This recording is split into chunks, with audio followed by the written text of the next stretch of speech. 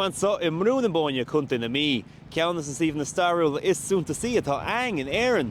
Taggant na céit an so chuile bliain le linn Grianstad an Gheimhridh mar jouler an actor speisialta a Harlíonn sa húma megalitach taobh hirdom.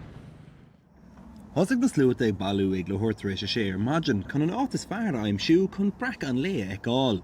Ní raibh cead ach ag ochtar buail pobl a bhfuil ag cranchar dul is seach sa húma. Leabhar méle sinnéad ó ifrig na naibreacha peibli fé hábhacht an lé. So tadini an seo chun an lá is gire Cúla4, Grianstad an Gheimhridh.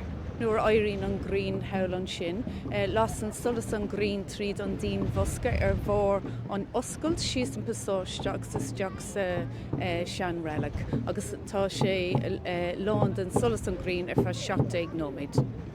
Tá muidir cosint ar star ar Nuacht agus tá sé anna tábhachtach an ochéid seo Cúla4. Agus Cúla4 ceart a bhí ann. Bhí neart daoine ann chun an lá speisialta págánach a Cúla4 le ceol agus dabhsa fé tholas na Gréine.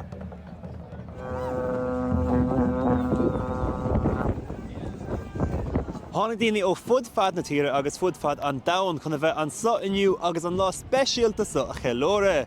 Is féidir inis Cúla4 chun cín ag na léitheanta níos fuide as seo amach.